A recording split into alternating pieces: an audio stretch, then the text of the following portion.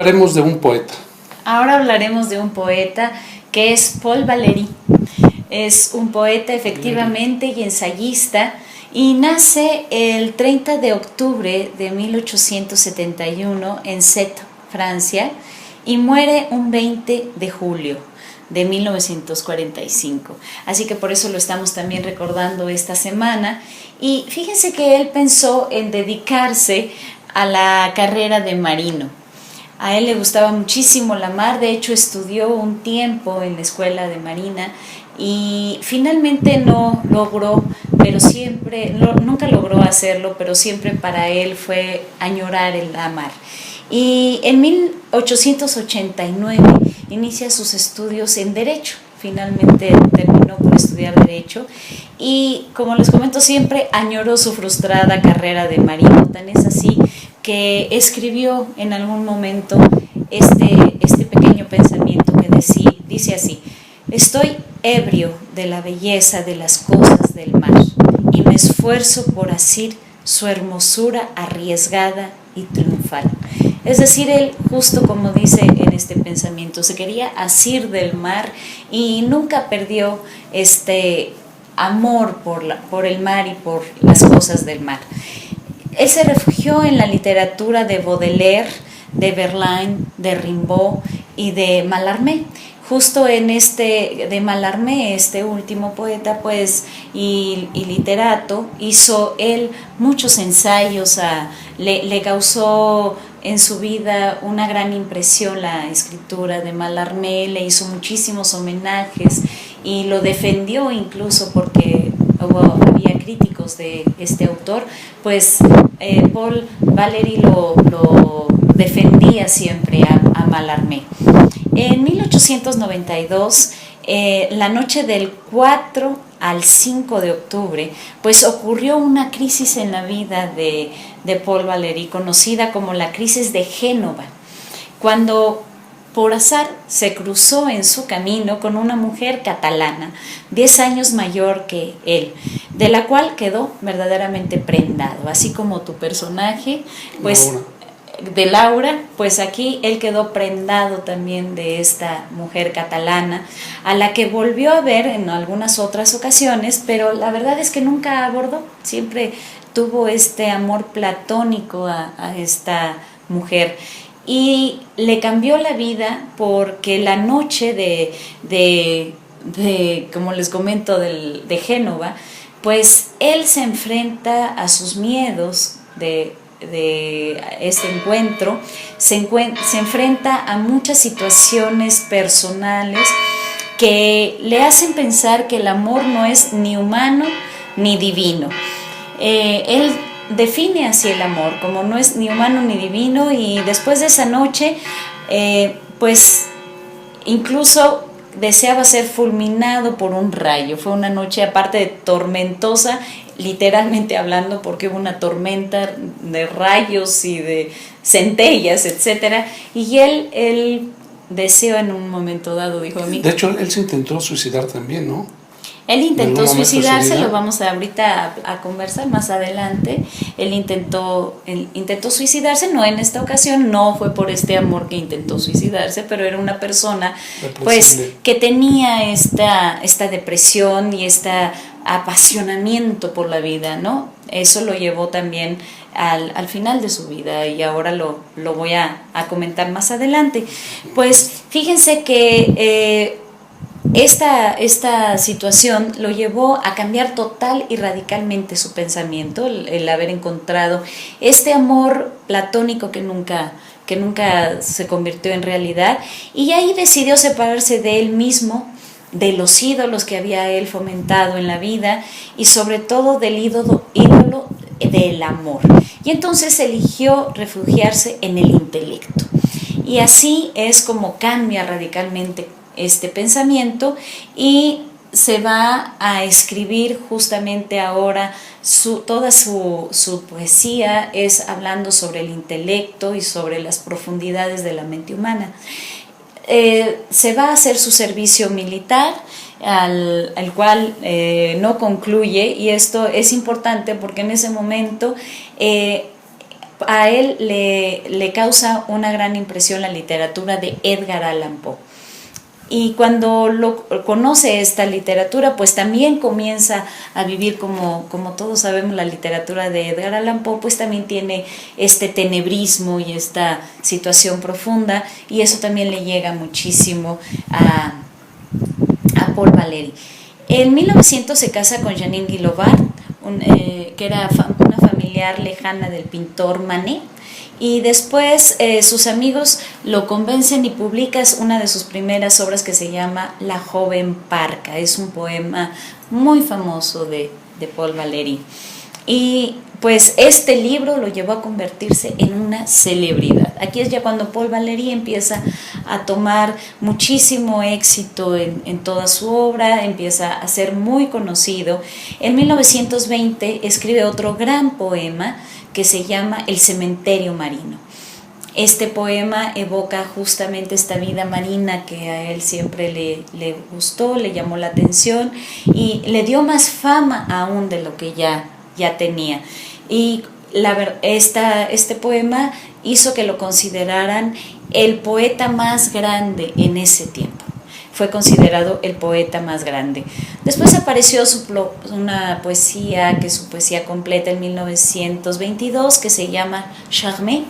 Y de 1938 a 45, fíjense que vivió una relación secreta con una joven Jeanne Louviton, que fue una abogada de 32 años, más chica que él, era una chica muy joven. Y pues la vida amorosa de Jeanne había estado ligada a varios autores de la época.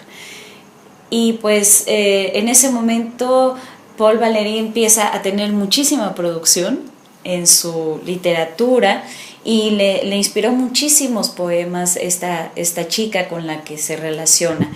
Y después esta chica se casa con un editor y esto lo lleva a una depresión tremenda. Por eso es que efectivamente se trata de suicidar. De hecho, muere a causa de esta decepción amorosa.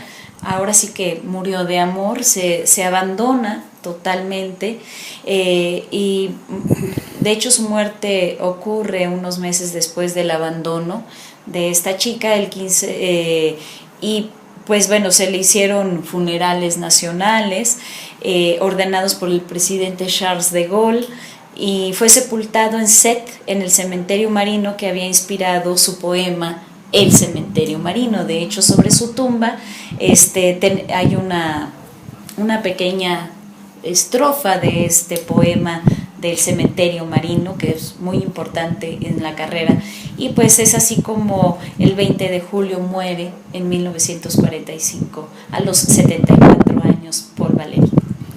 Oye, yo cuando te mencioné que se había tratado de suicidar, porque recuerdo que alguna vez tú me platicaste que Valéry, cuando ya tenía la soga en el cuello, vio un libro y por curiosidad de ver ese libro se la quitó y eso lo salvó. Es cierto, es cierto. ¿Sí o no? Efectivamente, pues efectivamente, en su juventud, exactamente, se trató de suicidar y cuando tenía la soga al cuello, vio un libro y al momento de verlo, pues como que reaccionó y se quitó la soga y fue a leer el libro. Y fue a leer un pasaje del libro y dice efectivamente que la vida se la salvó un libro. Muy buena memoria y yo muy mala memoria. Bueno. Pero sí, efectivamente, así es. Así muy fue. Bien. Gracias. Muchas gracias a ti por recordarme eso. Ahora voy a platicar un poco sobre Pedro Antonio de Alarcón. Este fue un escritor, narrador español, cuyo nombre completo fue Pedro Antonio Joaquín Melitón de Alarcón y Ariza. Fue uno de los novelistas más destacados, integrantes del movimiento realista y de los artífices del fin de la prosa romántica. Nació el 10 de marzo de 1833 en Guadix. Guadix es una ciudad de la provincia de Granada, España, que por cierto es considerado uno de los asentamientos más antiguos, asentamientos humanos más antiguos, no solamente de España, sino de toda Europa. Es por eso reconocida esta pequeña ciudad. Falleció el 19 de julio de 1891 y por eso lo recordamos esta semana. Bueno, a Alarcón lo mandaron a estudiar a Granada, y allá entró a la universidad, a la carrera de leyes, pero por problemas económicos se tiene que regresar a Guadix y entonces se mete a estudiar teología. O sea, qué parecido a lo que acabo de hablar de Petrarca, claro, que le ocurrió lo mismo, se fue a estudiar leyes, a él no le gustó y se metió a la vida eclesiástica y ahí se quedó. Bueno, Alarcón se va a estudiar leyes, por problemas económicos se regresa a Guadix, se mete a estudiar teología, pero tampoco le gustó. Así que decide tampoco ser cura, pero sin embargo esta experiencia de haber entrado al seminario le deja una profunda huella. Y entonces él decide ser escritor, ser periodista. Pero pues el papá, imagínense, que primero lo veía como abogado, después como cura, y ahora dice que va a ser escritor, pues no le agradó nada. Y entonces se pelea a Antonio Alarcón con su papá. Y bueno, pues entonces se tiene que ir de Guadix enojado, abandona su casa y se dice que cuando atraviesa el pueblo se quita las sandalias y las sacude y dice: no me quiero llevar nada de este pueblo. Ni la tierra. Ni la tierra. Y sacude sus sandalias. Nada. Y entonces se va, enojado con el padre. Sin embargo, regresó alrededor de 13 veces a Guadix. O sea, realmente tenía mucho afecto, mucho cariño por su pueblo. Y entonces se puso a trabajar en un periódico de corte liberal llamado El Eco de Occidente. Entre los 17 y los 18 años él ya había escrito una novela muy importante que se llamó El final de Norma. Es una novela romántica de artistas, participan artistas en esta novela, pero después que la escribió, después de un tiempo, la vuelve a leer y dice: no, esta novela no me gustó, tenía algunas cosas que no me gustaron, y la vuelve a escribir, la vuelve a rehacer. Y pasa el tiempo y la vuelve a leer y dice: no, tampoco me gustó, y la vuelve a rehacer, ¿no? Eso le pasa mucho a los escritores, ¿no? Por eso siempre tiene que haber un momento en que digan: ya no la vuelvo a leer. Le paro aquí porque paro porque si no, pues nunca las publica, ¿no? Pues se la pasan corrigiendo. Pero este cuate, pues sí la publicó, y ya de publicada la siguiente edición ya la había cambiado, y la siguiente pues también la había cambiado, ¿no? Bueno, pues sí. Y entonces, bueno, pues así sucedió con esto. Después se fue a Cádiz y se hizo director de este periódico, El Eco de Occidente, y ahí publica otras obras como La Buenaventura, El Clavo y El Amigo de la Muerte. Después regresa a Granada y allí crea un periódico satírico que le llamaron El Látigo. Luego escribió el libro Diario de un testigo de la Guerra de África, pues él participó como soldado y periodista en la Guerra de África, que esta fue la que ocurrió entre España y Marruecos, cuando Isabel II era la reina de España. Antonio Alarcón incursionó en la vida política, fue diputado, fue senador, fue embajador de Noruega y de Suecia, y fue también académico de la lengua, o sea, por su prestigio como escritor. Y en 1874 publicó su obra más importante, y esta se llama El sombrero de tres picos, que la conocemos este nombrecito del sombrero de tres picos, bueno, por su novela, pero también porque Manuel de Falla escribió un ballet, una música el ballet del sombrero de tres picos, que aquí lo vemos en esta imagen, y por eso también es famoso. Este sombrero de tres picos se trata de la historia de un viejo corregidor que se enamora de una chica molinera muy guapa, muy joven, pero casada. Entonces, cuando el marido de la molinera se da cuenta que el corregidor anda con su esposa, pues también se mete a la casa del corregidor el esposo, ¿no? Entonces, pues como que hay un doble adulterio en esta novela, ¿no? Pues todos están allí relacionados, ¿no?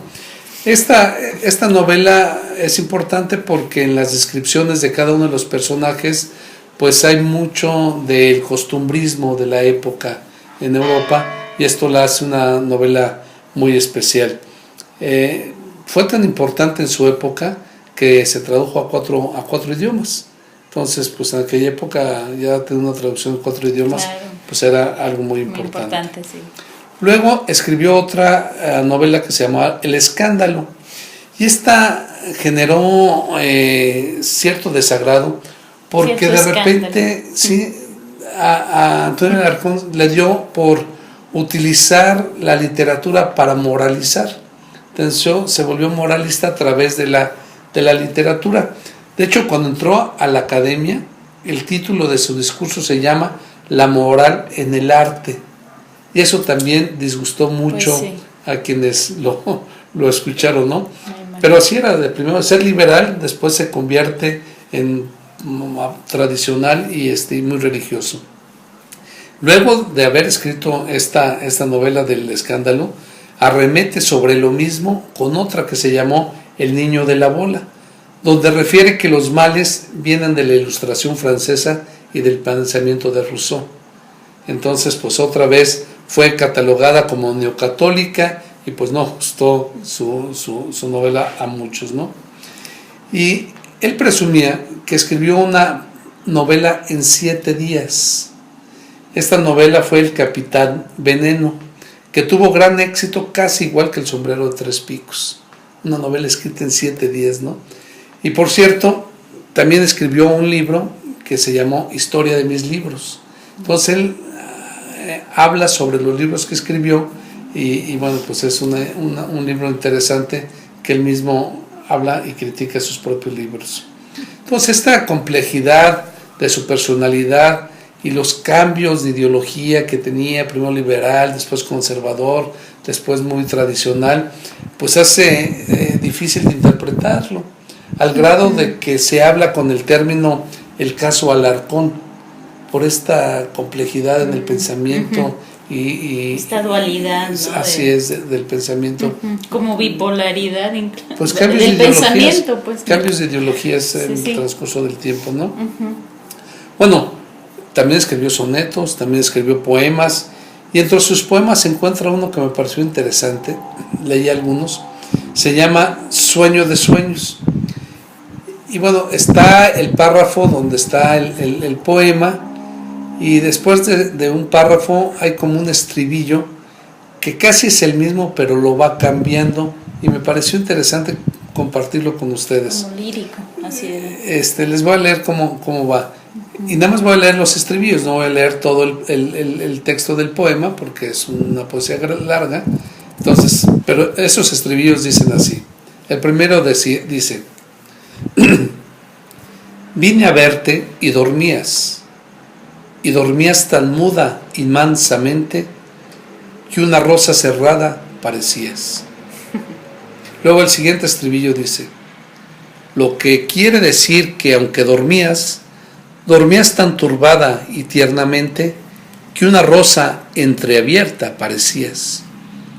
El siguiente: porque ello es que dormías tan dulce y blandamente que ya una rosa abierta parecías. Y el siguiente: y a todo esto dormías tan quieta y hondamente que una rosa marchita parecías.